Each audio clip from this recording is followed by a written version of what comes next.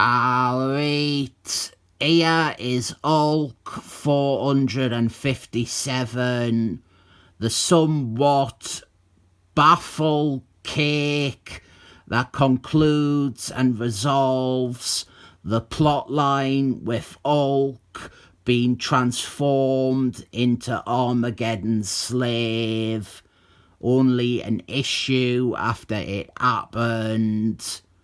In this, we get to see the newly empowered Hulk fight Juggernaut, and that is always fun.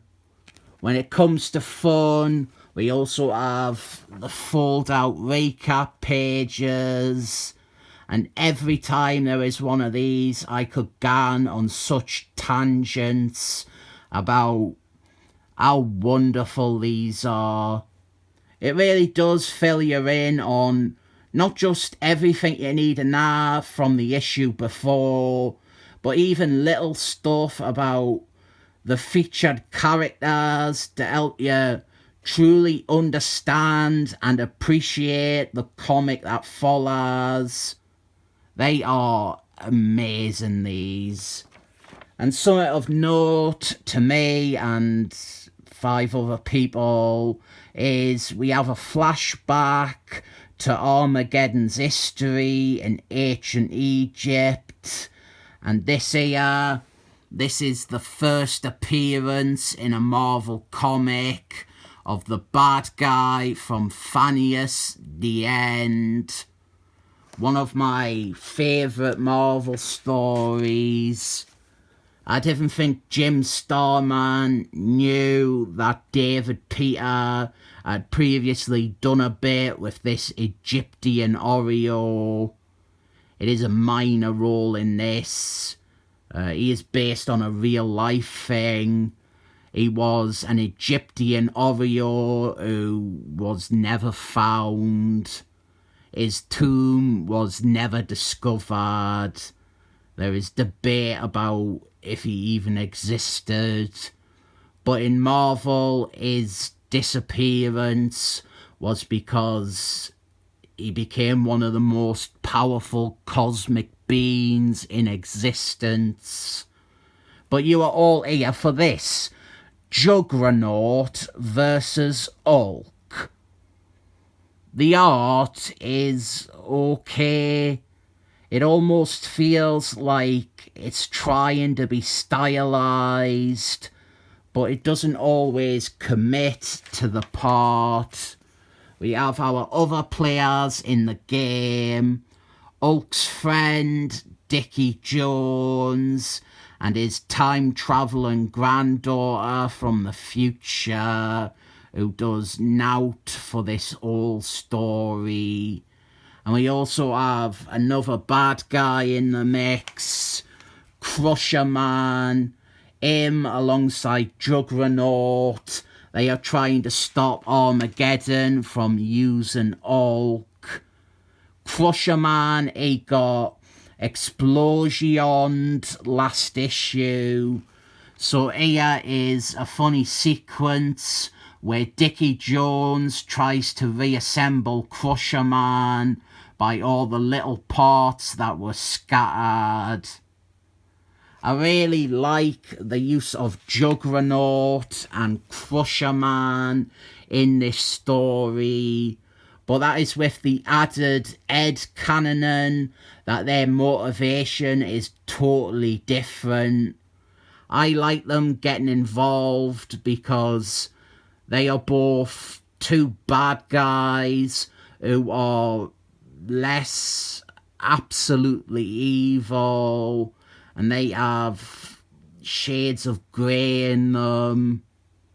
I actually hate the in-comic explanation that they are members of a secret Shadow Council group, and they didn't want Armageddon to succeed because it gets in the way of their plans for domination.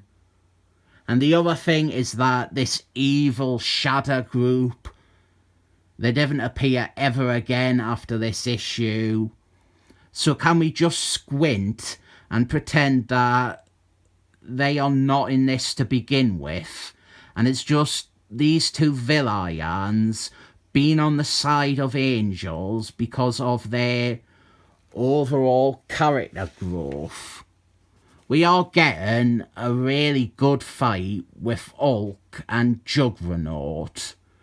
And you might be annoyed that I'm not really spending much time focusing on that.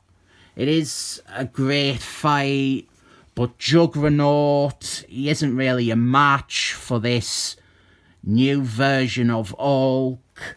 So Hulk, he defeats Juggernaut, and he is about to behead him with his sword when Crusher Man leaps back into the fight. Of the two, Crusher Man, he doesn't receive that much in terms of fighting Hulk. And this might be part of the problem with the story seeming condensed. Crusher Man ends up feeling a bit needless to the whole thing. You could easily do this story with just Juggernaut and without Crusher Man at all. The big moment that is a wake-up call for Hulk is when Dickie Jones tries to reach him through all of Armageddon's brainwashing and programming, and Hulk, he hits Dickie Jones away and he flies face first into a wall and he breaks his spine and he can never walk again until Kurt Busey comes along.